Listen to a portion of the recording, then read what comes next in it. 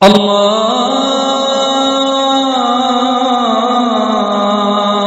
أكبر الله أكبر الله أكبر الله أكبر. الحمد لله وحده والصلاة والسلام على من لا نبي بعد. أما بعد، عن أبي هريرة رضي الله تعالى عنه قال: سئل رسول الله صلى الله عليه وسلم أي العمل أفضل؟ قال: الإيمان بالله ورسوله. قيل: ثم ماذا؟ قال: الجهاد في سبيل الله. قيل: ثم ماذا؟ قال: حج مبرور، أو كما قال عليه الصلاة والسلام. صدق رسول اللہ صلی اللہ علیہ وسلم. معزز سامعین و ناظرین، حج کی خوبیاں اور فضیلتیں بے شمار ہیں. اس جگہ چند احادیث میں آپ کی خدمت میں پیش کروں گا کہ جن سے حج کے فضائل سے ہمیں آگاہی ہوگی، اور ان فضائل کو دیکھ کر کے دل کے اندر حج کا شوق پیدا ہو اور ادائے فریضہ میں، تاکہ یہ احادیث مددگار ثابت ہوں.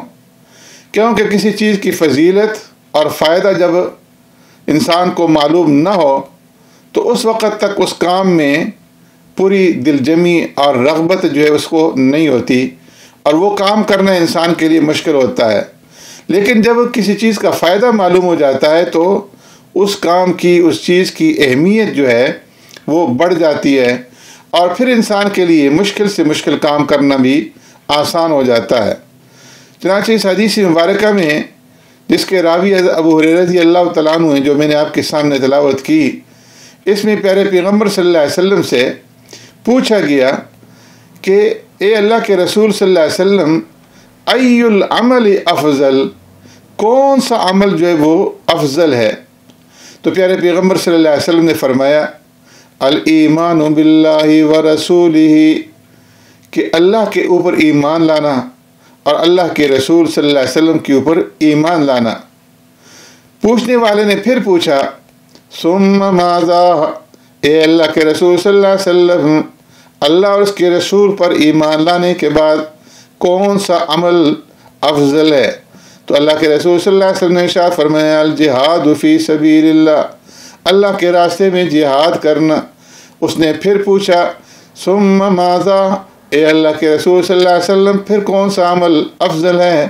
تو آپ صلی اللہ علیہ وسلم نے ارشاد فرمایا کہ حج مبرور، کہ حج مقبول.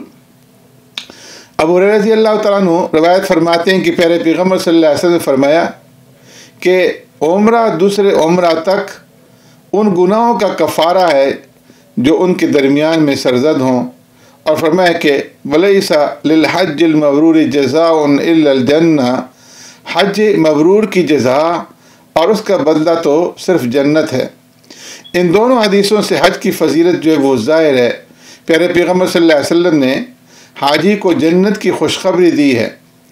اور حج مبرور فرمایا کہ وہ حج ہے جس میں کوئی گناہ نہ ہو. اور بعض فرماتے ہیں کہ حج مبرور نام ہے حج مقبول کا. اور بعض علماء فرماتے ہیں کہ جس حج کے اندر ریا نہ ہو، نام و نمود نہ ہو، ریاکاری نہ ہو، تو ایسا حج جو ہے وہ حج مبرور کہلاتا ہے. اور بعض فرماتے ہیں کہ جس حج کے بعد گناہ نہ ہو تو وہ حج مبرور کہلاتا ہے. سیدنا حسن بصری رحمۃ اللہ تعالیٰ علیہ فرماتے ہیں کہ حج مبرور یہ ہے کہ حج کرنے کے بعد انسان کے دل کے اندر دنیا سے بے رغبتی، بے توجہی پیدا ہو جائے اور آخرت کی طرف رغبت پیدا ہو جائے، تو ایسا حج مبرور اور حج مقبول جو ہے وہ کہلاتا ہے.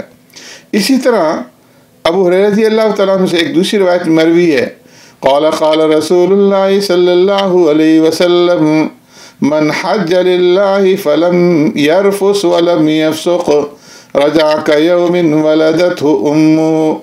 فرمایا کہ پیارے پیغمبر صلی اللہ علیہ وسلم نے ارشاد فرمایا کہ جس شخص نے محض اللہ کی خوشنودی کے لیے حج کیا اور حج کے دوران میں وہ جماع سے اور اس کے تذکرے سے اور دیگر ہر قسم کے گناہوں سے محفوظ رہا، تو فرمایا کہ وہ حج کے بعد ایسا گناہوں سے پاک اور صاف ہو کر کے واپس لوٹتا ہے جیسا ماں کے پیٹ سے پیدا ہونے کے وقت وہ گناہوں سے پاک اور صاف تھا۔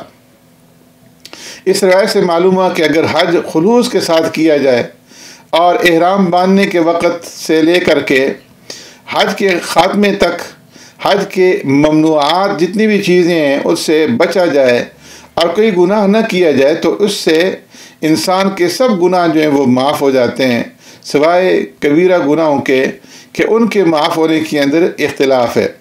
حج ایک فریضہ ہے اور اس کی ادائیگی ہر مسلمان کے ذمہ ہے، لیکن یہ حق تعالیٰ کا احسان ہے کہ نہ صرف ہم کو فریضہ سے فارغ الذمہ کر دیا جاتا ہے بلکہ ساتھ ہی ساتھ ہمارے گناہوں کی بھی بخشش کر دی جاتی ہے، اور اس کے ساتھ ساتھ دائمی سرور اور جنت کی راحت اور نعمتوں سے نوازا جاتا ہے، اور جنت کی خوشخبری آقا نامدار سرور کائنات رحمت دو عالم صلی اللہ علیہ وسلم کی زبان مبارک سے ایسے انسان کے لیے دی جاتی ہے۔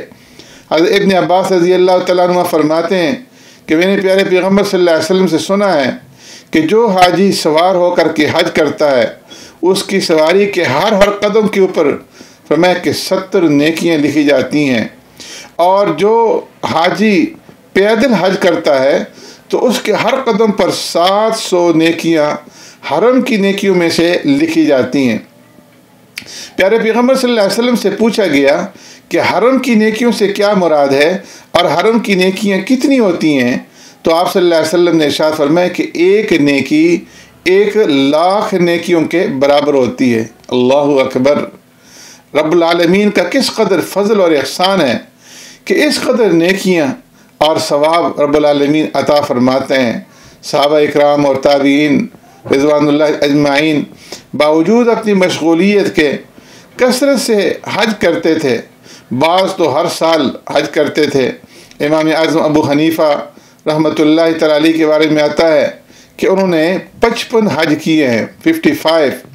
اور حضرت ابو سعید رضی اللہ تعالیٰ عنہ پیارے پیغمبر صلی اللہ علیہ وسلم سے روایت کرتے ہیں کہ اللہ تبارک و تعالیٰ فرماتے ہیں کہ جس شخص کو میں نے بدن کی صحت اور رزق کے اندر فراوانی اور فراخی عطا کی ہے تو اور ہر 4 سال میں اس نے میرے پاس حاضری نہ دی تو وہ محروم ہے۔ تو معلوم ہوا کہ جن کو اللہ نے مال اور دولت سے نوازا ہے تو وہ فرض حج کے علاوہ کثرت کے ساتھ نفلی حج کا بھی اہتمام جو ہے وہ کرتے رہیں، بشرطے کہ دوسرے فرائض میں کوتاہی نہ ہو۔ سبحانک اللہم و بحمدک نشہد ان لا الہ الا انت نستغفرک و نتوب الیک۔